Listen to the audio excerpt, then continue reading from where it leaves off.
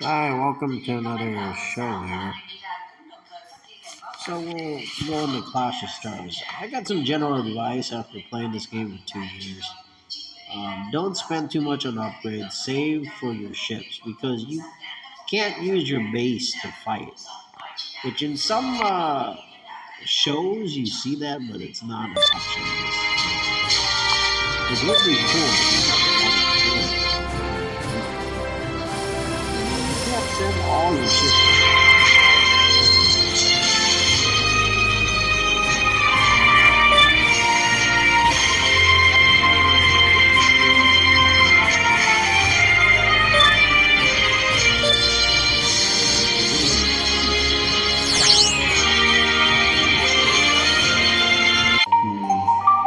Home XP Pro Service Pack 3, which runs a little clunkier and slower. I like the first service pack, but some software requires you run the third. So that's kind of sad that you can't run what you want. You're forced to. But there's actually a line of code that kind of checks for the operating system. And if you can change that line of code, you can add another operating system and choose the one you want. So if you have never tried Service Pack 1, you should try it, especially young people. It's a nicer version of Windows. It's cheaper to produce, and it's a smaller download and a smaller file. But even the Windows 3.1 was even smaller. It fit on like a few floppy disks. The floppy disks were only like a megabyte and a half back then. What they used to call 2.5 disks. So I really want to reform my. That's one thing I hate about this. You don't have reform stuff. And then the newer games nowadays, they make it difficult where you can't just. It used to be you could get upgrades just by leveling. You just give it to them free. Or you could use the currency in game. So there's a currency here, and I wish you could use the metals. I got more of that. And get the reform system makes it more challenging. It's more complicated, and it's a little more realistic. So again, it's not really realistic. It's like more complicated, more expensive. It's the rich man system. So now I like my leopard ships more. But my tigers aren't as strong, so I wonder how well they do. Sometimes these hawks do well, but sometimes they don't do well. Here's some stats on them. I'm not sure what DPS is. I think that's the speed of the ship. It says like 200S, which translates. Now, unfortunately, the cost is inflated. This should cost only one reform. But somebody who was wealthy and trying to make things more challenging and richer and interesting has always seen the number one is too easy. That's how the games used to be. Like one blueprint, you can make a ship.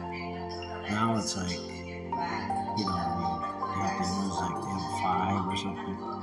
And then in Star Trek, Fleet Command, which goes faster this game, you get more ships quicker. And you can explore more places.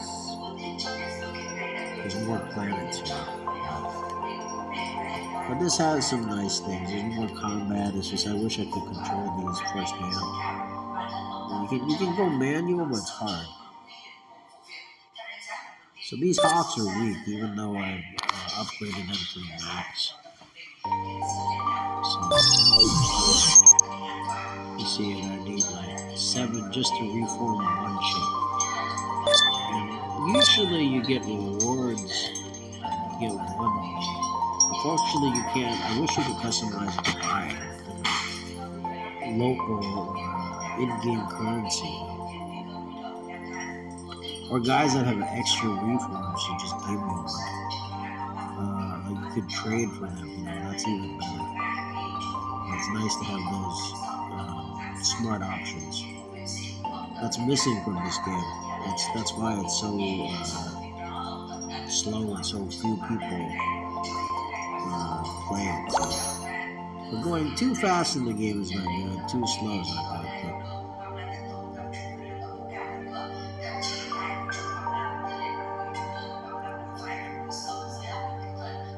Let's see what we're gonna do. There's different little stores in here, which I used to think they're all one store, but they're actually separate. So here you can contribute. You'll get 10 Ks, and I don't know where that goes to. So the silver coins are less. The gold and red ones are more. And I can buy armor component or weapon component. I think the S1s here, I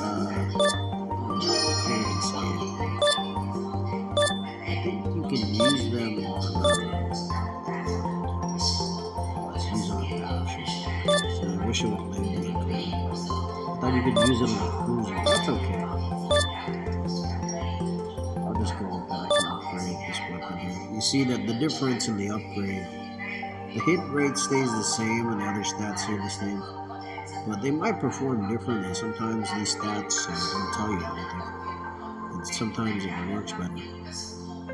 But the firepower goes up to 588.7. So let's go with the one on the right.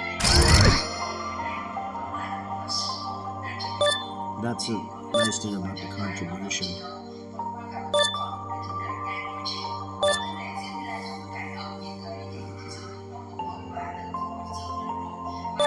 That's in the league one. You have to wait 15 minutes to do another contribution. Then in the passport, there's different things you can get. Triggers. I lost a few hundred playing that Flipkart game, which was a fun game, and I won some items, but not. I didn't know what. The thing is, it used to be items would clearly have like a label. Now they just put the image, and sometimes you don't know what the image is. It's hard to remember, even though I played this game on and off for years. I'm not an expert in this game. And I have poor memory, so forgive me. Here, oh, we collect 70 crystals. If you have children, they'll often mess things up. Just spend whatever. That's their nature. So protect the game from them. Put a code they don't know. To hide the icon. It used to be in Android. It's hard to hide the icons, but in Windows you can hide the icon and then put a password on the file or on the folder. So I miss having that ability. There's an app lock, but the problem with the app lock, it only, I think it only stops people from running the app, but I haven't tested it, and it stops people from uninstalling it. Because my kid uninstalled the app, which is a pain in the ass for me. It was messy.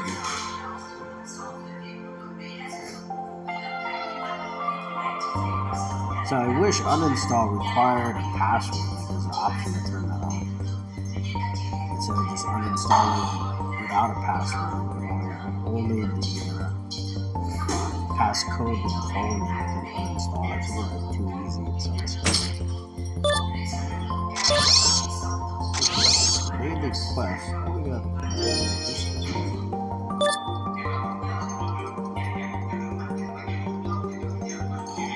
Wormhole attack is difficult. I thought if you spread the ships out and attack different buildings each with your ships, but you can only send 5 ships. The armor is so slow and the attack is so slow. Most of the time, so few people do it. I haven't been attacked much in this game, so that's nice. In Star Trek Fleet Command, we get attacked a lot. We have more resources to do it. It's annoying, especially when you can't this out. Because your shield has like these timers on it. It's not a permanent shield. I mean, there's an expensive one you can buy, but it's hard to purchase. You have to spend a lot of money or a lot of certain credits that you have to collect when you play for free.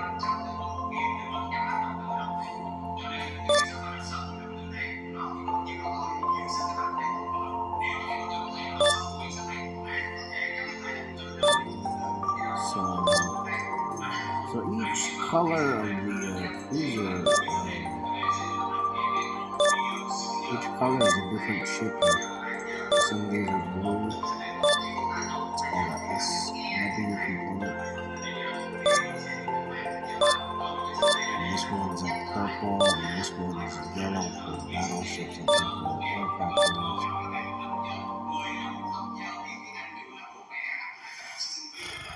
So let's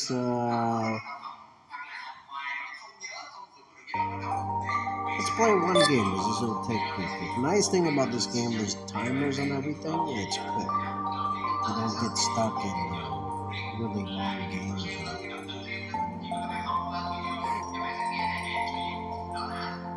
My aircraft carrier is pretty big, so it's 2 stars, but it doesn't perform that well.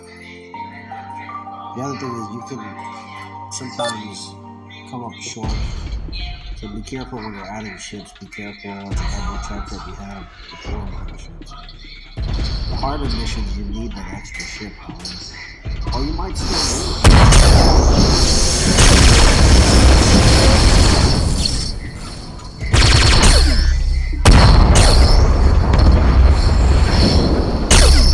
The auto battle is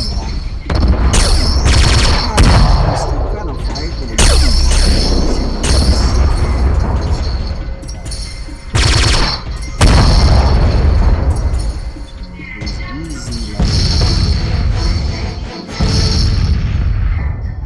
unfortunately doesn't collect automatically into where you need it to go. For a while, I wondered why I didn't get this stuff. I actually was in this mail system, and then you have to press collect.